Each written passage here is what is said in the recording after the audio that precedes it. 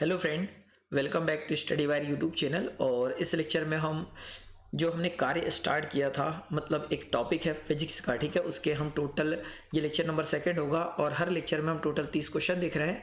और इस 30 क्वेश्चन में क्या होगा, न्यूमेरिकल प्लस यहाँ लिखा हुआ है। न्यूमेरिकल प्लस मतलब जो कार्य से रिलेटेड न्यूमेरिकल होता है ना, जो आज का पैटर्न है। मतलब यदि आप देखोगे तो आज के जो पेपर आते हैं आज के समय के, उसमें साइंस के न्यूमेरिकल भी आ जाते हैं। तो हम जो टोटल 30 क्वेश्चन देखेंगे ना, इस 30 में 15 तो न्यूमेरिकल होंगे और 15 जो क्वेश्चन होते हैं बेसिकली वही होंगे, ठीक है। तो उससे हमारी सारी की बेसिक प्रकार के जो क्वेश्चन होंगे उनकी भी प्रैक्टिस हो जाएगी और जितने भी प्रकार के जो न्यूमेरिकल बन सकते हैं कार्य से रिलेटेड वो हो जाएंगे। और आप इतना याद रखिए कि मैथ से कई गुना सरल है यहाँ पर फिजिक्स के न्यूमेरिकल, क्योंकि फिजिक्स के न्यूमेरिकल में ज़्यादा से ज़्यादा 1 से 2 फॉर्मूले होते हैं, उससे ज़्यादा यहाँ कुछ नहीं होता है। तो कोशिश करिए कि जिन लोगों ने अगर पहला लेक्चर नहीं देखा है इसका, वो देख लीजिए। और ये सेकेंड लेक्चर, इससे कार्य से रिलेटेड कोई भी क्वेश्चन आपसे नहीं छूटेगा, चाहे वो फॉर्मूले से रिलेटेड क्वेश्चन हो, मात्रक से रिलेटेड क्वेश्चन हो, न्यूमेरिकल से रिलेटेड क्वेश्चन हो, या अदर जो बेसिक साइंस हम जिसको बोलते हैं उससे रिलेटेड क्वेश्चन हो। चलिए तो हम आगे बढ़ते हैं। तो सबसे पहले एक मैं विशेष चीज़ आपको बताना चाह रहा हूँ कि जिन लोगों ने भी यह लेक्चर कंप्लीट नहीं किया है, ठीक है, यहाँ पर ये एक लेक्चर दिख रहा है ये वाला, ठीक है। तो ये 18 घंटे का लेक्चर है, पूरा का पूरा 18.5 घंटे का।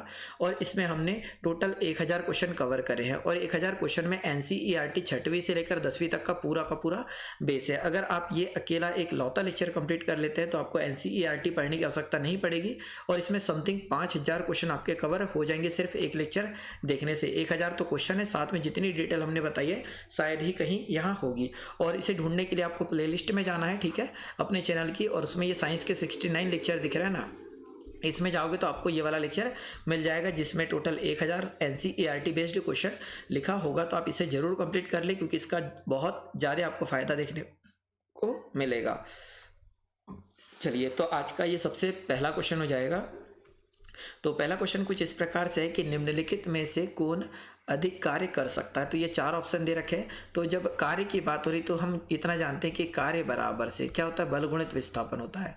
बल गुणित विस्थापन होता है कार्य बराबर से। तो कार्य को हम W से रिप्रेजेंट करते हैं, बल को F से रिप्रेजेंट करते हैं और विस्थापन को D से रिप्रेजेंट करते हैं। तो ये एक फॉर्मूला जो कि आपको याद होना चाहिए कि W बराबर से F इंटू डी होता है, या हम इसे अगर कोण के रूप में लिखे तो W बराबर से एफ डी कॉस थीटा होता है, ठीक है। तो ये भी आपको याद रखना है कि W बराबर से एफ डी कॉस थीटा होता है, ठीक है, आपको इतना याद रख लेना है। और कार्य का मात्रक की बात करें तो क्या होता है, जूल होता है। अब यहाँ देखिए कि हम इतना जानते हैं कि W बराबर से F इंटू कितना होता है, D होता है। तो यहाँ बोला कि निम्नलिखित में से अधिकतम कार्य किस में होगा। तो ऑप्शन नंबर सेकंड यहाँ राइट आंसर है, चली गई गोली में। तो क्या होता है, जब दूरी जब जितनी ज़्यादा, अगर जब गोली चलाएंगे तो D का मान क्या हो जाएगा, अधिकतम आ जाएगा। और हम बोल सकते हैं कि D का मान अधिकतम आने से कार्य का मान भी अधिकतम आ जाएगा। तो ऑप्शन नंबर सेकंड यहाँ पर राइट आंसर होगा। चलिए ये अगला क्वेश्चन हो जाएगा कि किसी वस्तु द्वारा किया गया कार्य 56 जूल है। तो किसी वस्तु द्वारा किया गया कार्य 56 जूल है और उस पर लगाया गया बल 7 न्यूटन है, तो विस्थापन ज्ञात कीजिए, ऐसा कुछ बोला है। तो कार्य की बात आई तो सबसे पहले कार्य वाला फॉर्मूला लिख देना है जो कि होता है W बराबर से F इंटू डी होता है। W मतलब क्या होता है, कार्य, F मतलब होता है बल और D मतलब होता है विस्थापन।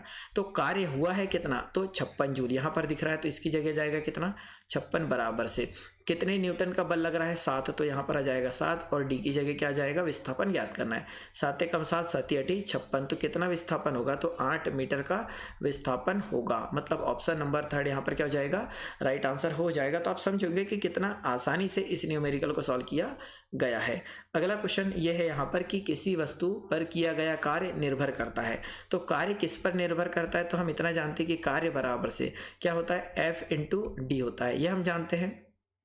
तो F मतलब होता है बल और D मतलब होता है विस्थापन। तो कार्य निर्भर किस पर करता है वो बोला है, तो विस्थापन पर निर्भर बिल्कुल करता है। विस्थापन मतलब D पर निर्भर कर रहा है। प्रयुक्त बल पर बिल्कुल निर्भर करता है क्योंकि F क्या हो गया यहाँ बल और D हो गया विस्थापन, तो ये दोनों का यूज तो हो ही रहा है।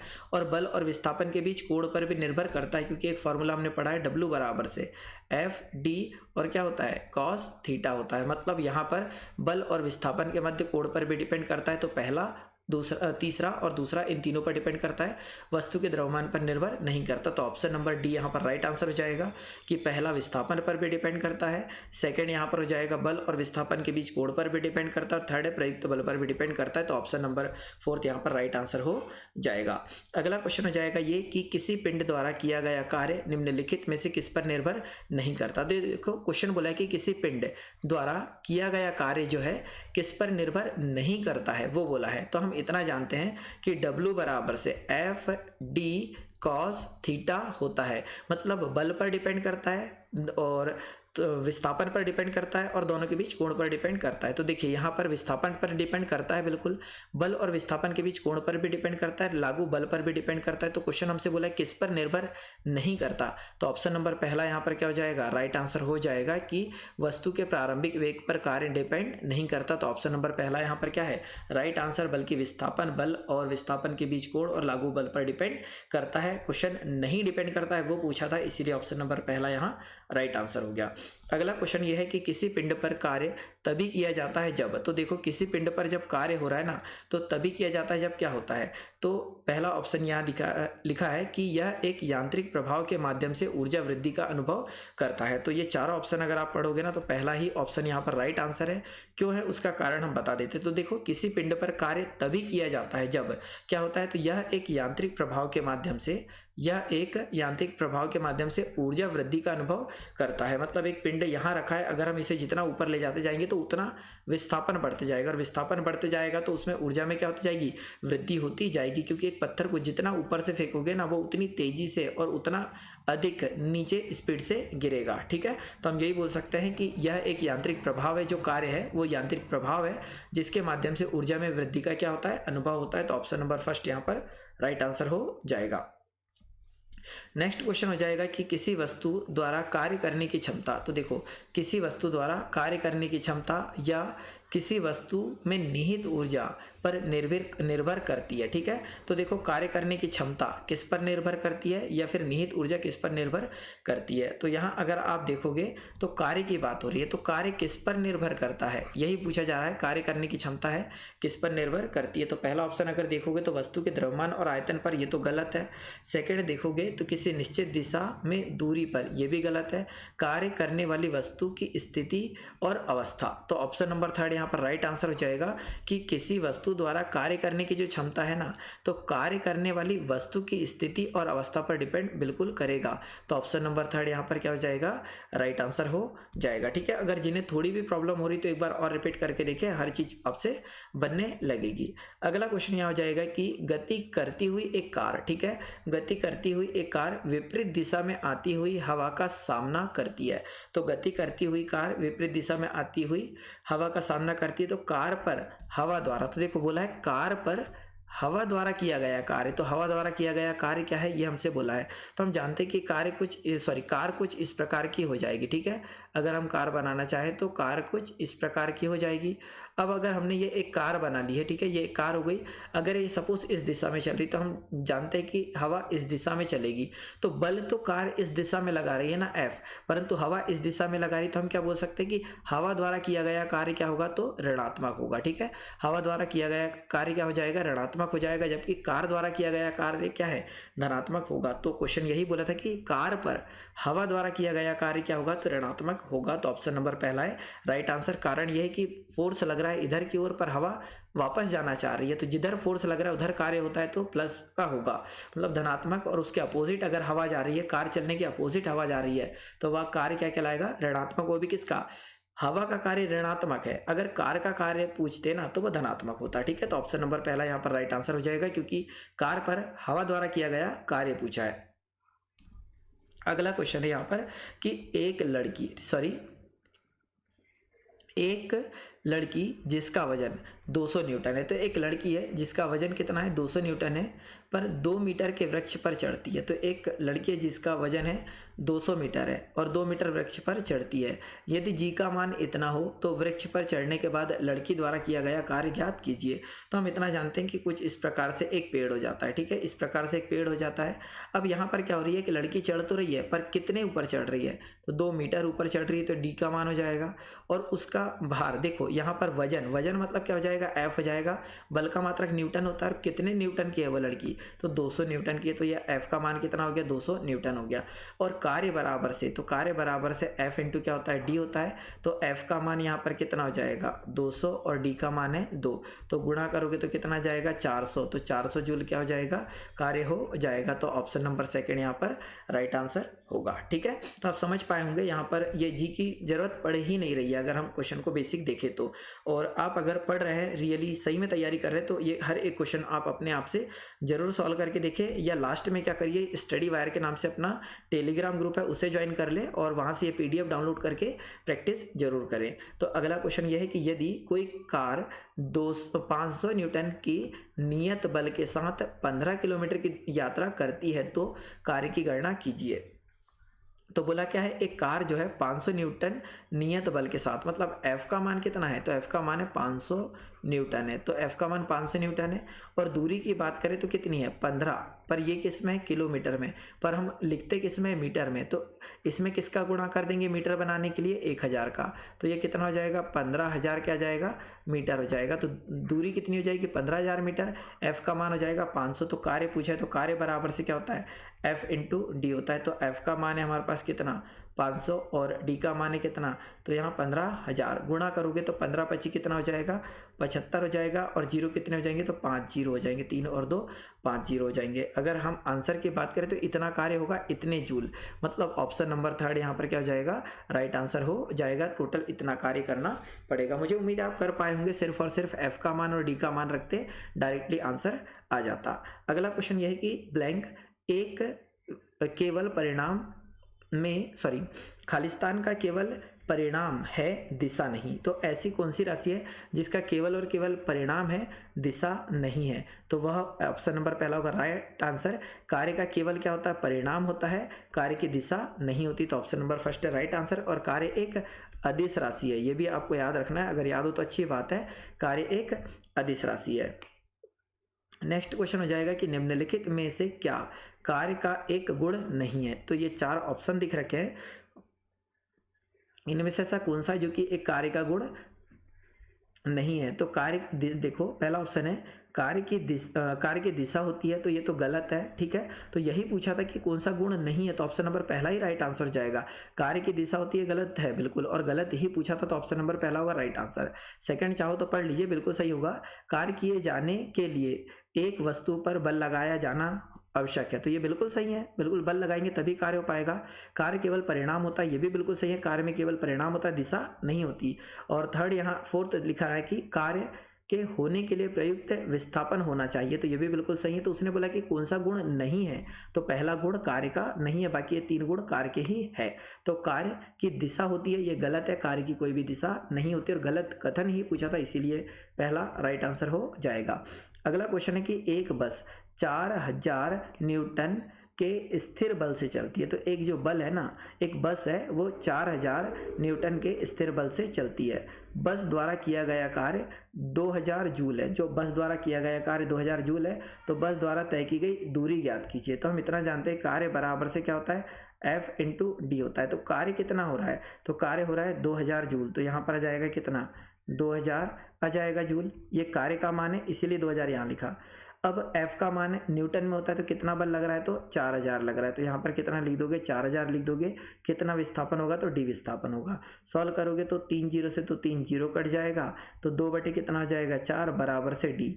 जब और सॉल्व करोगे तो आ जाएगा कितना 0.5 मीटर का क्या होगा विस्थापन होगा, मतलब 0.5 मीटर का विस्थापन होगा, मीन्स ऑप्शन नंबर फोर्थ यहाँ पर हो जाएगा राइट आंसर। अब देखिए खुद ही कितना सिंपल क्वेश्चन था, W का मान रखा और F का मान रखा, डायरेक्टली डी का मान आ गया।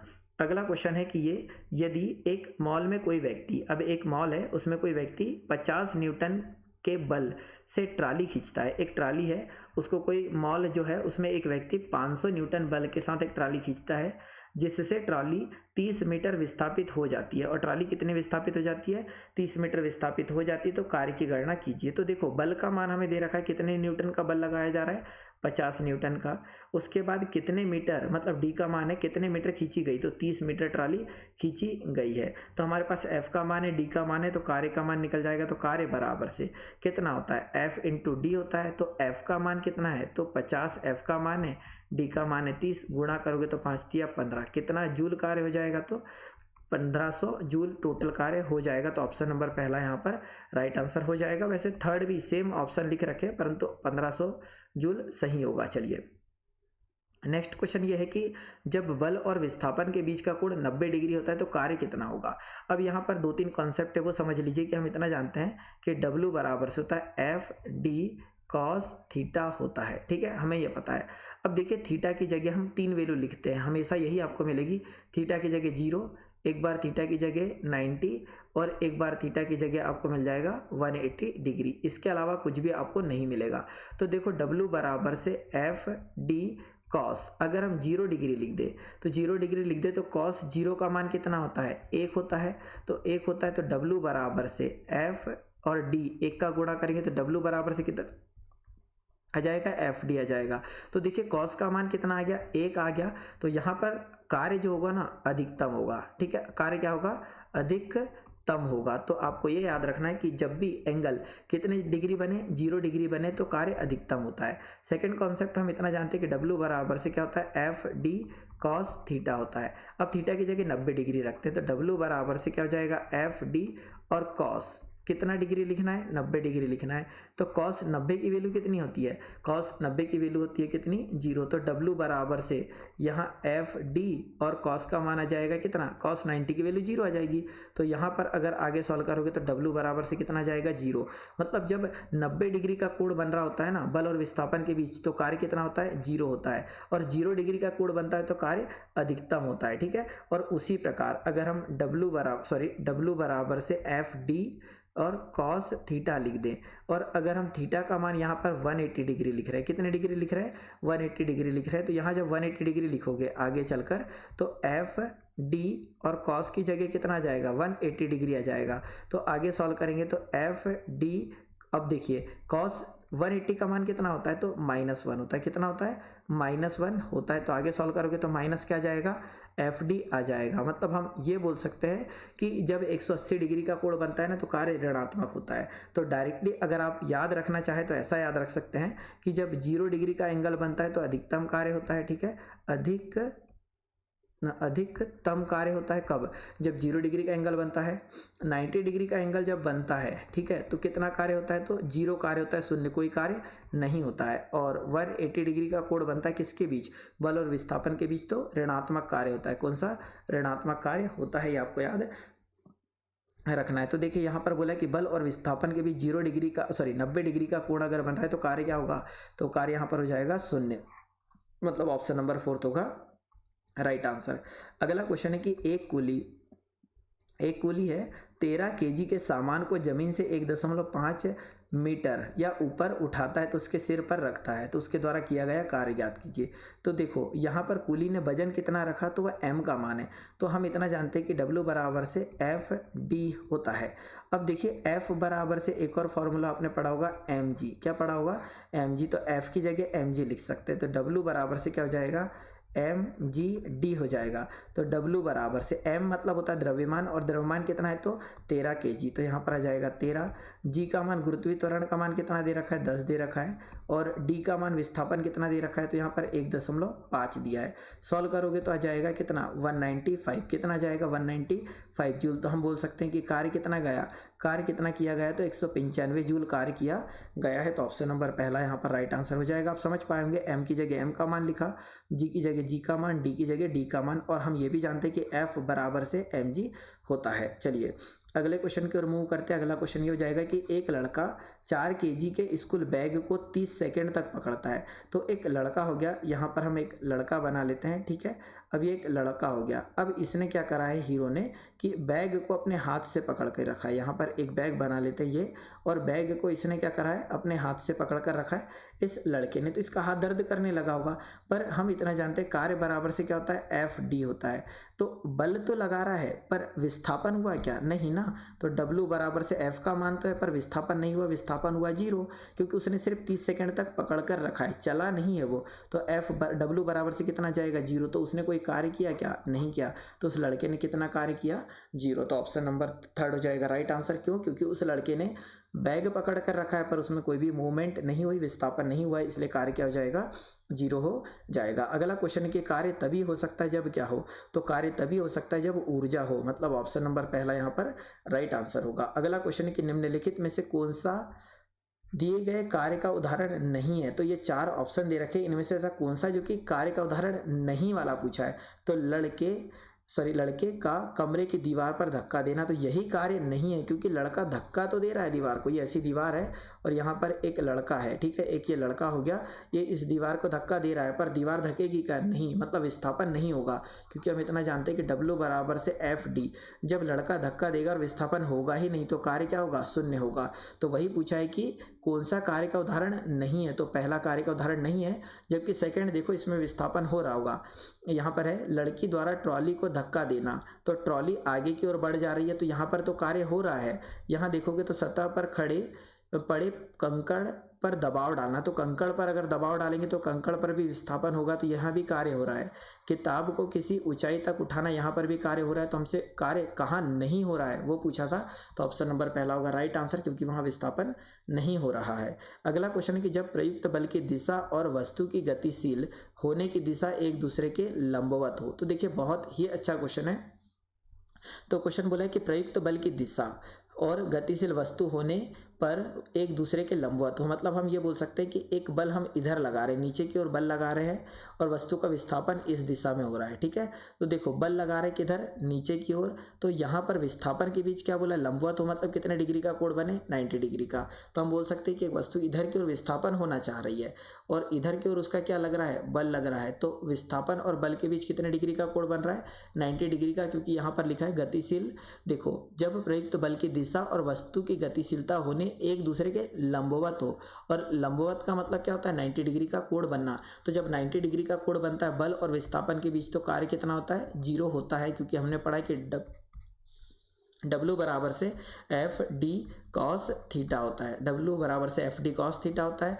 तो F तो है हमारे पास, D भी है, और cos थीटा का मान कितना हो जाएगा, तो 0 डिग्री हो जाएगा। सॉरी 0 नहीं, कितना डिग्री, 90 डिग्री हो जाएगा। तो 90 डिग्री हो जाएगा, तो cos 90 की वैल्यू कितनी होती है, 0 होती है। तो कार्य का मान भी कितना जाएगा, 0 हो जाएगा, ठीक है। तो यहाँ पर कार्य हुआ क्या, तो कोई कार्य नहीं हुआ, मतलब ऑप्शन नंबर सेकंड यहाँ पर क्या हो जाएगा, राइट आंसर हो जाएगा। तो जब प्रयुक्त बल और विस्थापन की दिशा एक दूसरे के लंबवत हो तो वहां पर कोई कार्य नहीं होता है, तो option number second right answer हो जाएगा।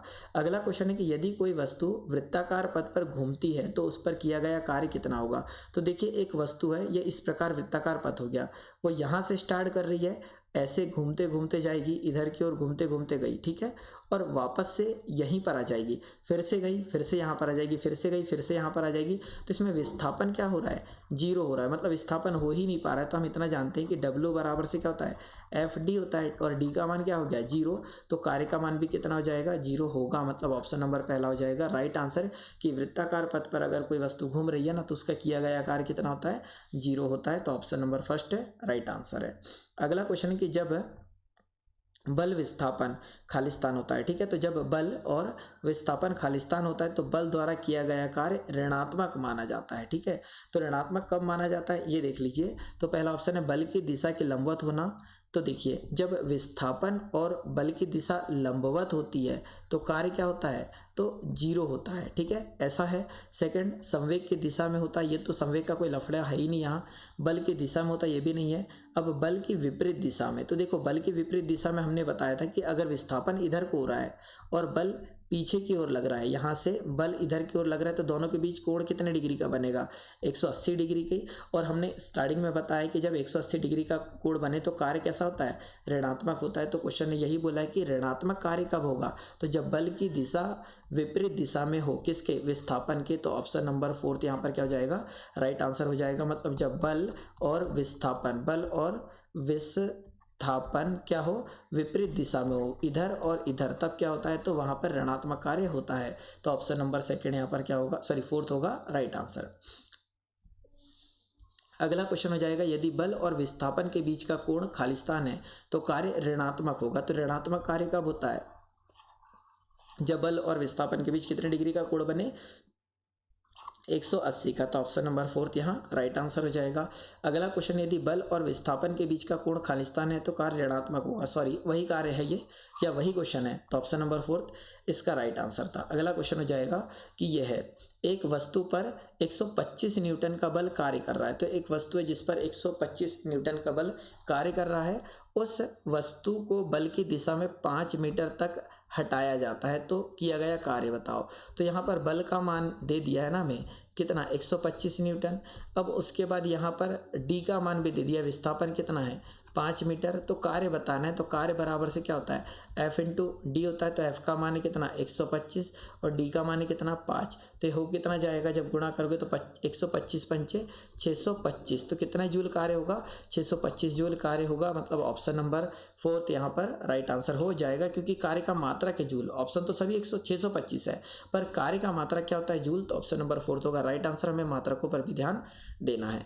नेक्स्ट क्वेश्चन हो जाएगा कि कोई व्यक्ति 50 न्यूटन का बल, 50 न्यूटन का बल मतलब एफ का मान हो गया कितना, 50 न्यूटन बल सहित 10 मीटर की दूरी तक ट्रॉली खींचता है। तो डी का मान आ गया कितना, 10 मीटर तक ट्रॉली खींचता है, तो उसके द्वारा किया गया कार्य का याद कीजिए। तो डब्ल्यू बराबर से होता है कितना, एफ डी होता है। तो डब्ल्यू बराबर से एफ का मान आ गया कितना, 50, और डी का मान आ गया 10। तो कार्य कितना हुआ, तो कार्य हुआ 500 जूल। मतलब option number second right answer होगा। ठीक है, अगला क्वेश्चन देखते हैं। नेक्स्ट होगा ये कि कार्य करने की दर को क्या बोलते हैं। तो देखिए अब यहाँ से अगला चैप्टर हम मान सकते हैं स्टार्ट हुआ है। तो कार्य करने की जो दर होती है ना, उसे शक्ति कहा जाता है। कहने का मतलब कार्य हो गया W, तो कार्य करने की दर मतलब बटे में जाएगा T, तो ये क्या होगा, शक्ति होगा। मतलब हम ऐसा इसे फॉर्मूले के रूप में लिख सकते, P बराबर से W अपॉन क्या होगा, T, या हम बोल सकते शक्ति बराबर से, याद रखिएगा कि शक्ति, तो शक्ति बराबर से होता है कार्य अपॉन, कार्य अपॉन में होता है क्या, समय। तो आपको ये याद रखना है, समय। तो शक्ति बराबर से क्या होता है, कार्य बटे समय, और उसी को फॉर्मूले में W अपॉन क्या लिख देंगे, T लिख देंगे। और कार्य का मात्रा क्या होता है, तो वाट होता है, याद रखिएगा। कार्य का मात्रा क्या होता है, वाट होता है, या हम इसी के मात्रक को बोलेंगे कार्य का मात्रक। यहाँ सॉरी शक्ति का मात्रक क्या होगा, वाट होगा। कार्य का मात्रक होता है कितना, जूल, और प्रति क्या हो जाएगा, सेकेंड। तो जूल प्रति सेकेंड किसका मात्रक होगा, शक्ति का। ये आप थोड़ा सा याद रख लीजिए। तो याद रखिएगा कार्य करने की दर को क्या बोलते हैं, शक्ति बोलते हैं। तो ऑप्शन नंबर 3 राइट आंसर होगा। अगला क्वेश्चन है कि शक्ति को किस रूप में व्याख्यायित किया जाता है, मतलब कैसे व्याख्या करेंगे हम शक्ति की। तो हमने बोला कि कार्य करने की जो दर होती है ना, ये कार्य करने की जो दर होती है, ऊर्जा स्थानांतरण की जो दर होती है, उसे ही शक्ति कहा जाता है। तो ऑप्शन नंबर 3 हो जाएगा राइट आंसर यहाँ पर, कि कार्य करने की दर को शक्ति बोलते हैं, या ऊर्जा स्थानांतरण की जो दर होती है उसे शक्ति कहा जाता है। अगला क्वेश्चन ये हो जाएगा कि यदि कोई कारक T मतलब समय है ये T, और कार्य कितना है W, कार्य है W, तो पावर मतलब शक्ति क्या होगी, तो P बराबर से हम जानते क्या होता है, W अपॉन T होता है। मतलब ऑप्शन नंबर 3 यहाँ पर क्या हो जाएगा, राइट आंसर। तो P पूछा था, P मतलब हो जाएगा पावर, तो पावर बराबर से क्या होता है, तो कार्य बटे समय होता है। तो ऑप्शन नंबर 3 यहाँ पर राइट आंसर होगा। अगला क्वेश्चन हो जाएगा ये कि यदि 10 न्यूटन और 5 न्यूटन के दो बल, तो देखो एक पिंड है इस प्रकार का, इस पर दो बल लगाए जा रहे हैं। एक तो लगाया जा रहा है कितना, 10 न्यूटन का, सॉरी एक लगाया जा रहा है 10 न्यूटन का, और एक दूसरा बल लगाया जा रहा है कितना, 5 न्यूटन का। तो क्वेश्चन ये बोला है कि 10 न्यूटन और 5 न्यूटन के दो बल वस्तु को एक ही दिशा में लगाए जा रहे हैं, मतलब इधर की ओर। तो वस्तु पर कार्यरत कुल बल ज्ञात कीजिए। तो एक 10 का है और एक 5 का है, तो टोटल बल अगर एक ही दिशा में लग रहा है तो टोटल बल कितने न्यूटन का हो जाएगा, 15 न्यूटन का हो जाएगा। तो ऑप्शन नंबर 3 यहाँ पर क्या हो जाएगा, राइट आंसर हो जाएगा। तो इसको निकालने का ना थोड़ा डेंजर सा फॉर्मूला है, ठीक है, कि इसे निकालने के लिए, संयुक्त बल निकालने के लिए या या कुल बल निकालने के लिए। तो कुल बल निकालने के लिए एक खतरनाक सा फॉर्मूला होता है, तो वो अगर इच्छा हो तो याद रख लीजिए, ऐसा होता है कुछ अंडर रूट में। तो यहाँ पर हो जाता है F1 का स्क्वायर प्लस F2 का स्क्वायर प्लस हो जाएगा 2F1 और F2 ये होता है, ठीक है। तो ये आपको याद रखना है, ये बल निकालने का फॉर्मूला है। अगर हम यहाँ मान रखेंगे ना तो ऐसा होगा, F1 का स्क्वायर मतलब क्या हो जाएगा यहाँ पर 10, सॉरी देखो F1 का स्क्वायर प्लस F2 का स्क्वायर प्लस 2F1 F2, तो हम इसको क्या लिख सकते हैं, F1 प्लस F2 लिख सकते हैं, और पूरे का क्या हो जाएगा वर्ग, वर्ग से अंडर रूट कट जाएगा तो बचा क्या, कर इधर बाहर निकलने के बाद क्या बचा, F1 प्लस F2 बचा, मतलब पहला बल प्लस दूसरा बल, इसीलिए 15 न्यूटन आया है। परंतु ये इस फॉर्मूले को लगाओगे ना तो थोड़ा डेंजर पड़ेगा, ठीक है। पर डायरेक्ट हम बता सकते कि एक 10 न्यूटन एक 5 न्यूटन का, तो टोटल 15 न्यूटन का होगा। और ये एक अंतिम क्वेश्चन है, तो ये आपके लिए होमवर्क रहेगा, ठीक है। और इसका जो सॉल्यूशन है, जो अगला लेक्चर होगा वहाँ पर हम शक्ति बेसिक से स्टार्ट करेंगे, तब बताएंगे। तो यहाँ पर शक्ति ही पूछा था, बहुत सिंपल क्वेश्चन है, इस प्रकार के 2-3 क्वेश्चन हम बैक टू बैक कर लेंगे तो कोई प्रॉब्लम नहीं होगी। परंतु यदि आप में से कोई इसे जानता है या सॉल्व कर सकता है तो बिल्कुल कमेंट बॉक्स में आंसर आप जरूर दें, ठीक है। तो इस लेक्चर में तो इतना ही। वीडियो देखने के लिए बहुत बहुत धन्यवाद। जय हिंद, जय भारत। पर उससे पहले स्टडी वायर यूट्यूब चैनल को सब्सक्राइब कर ले, लाइक और शेयर जरूर कर दें, और साथ में टेलीग्राम ग्रुप जो है इस नाम का, उसे आप ज्वाइन जरूर कर ले ताकि इसकी PDF आप डाउनलोड कर पाएँ।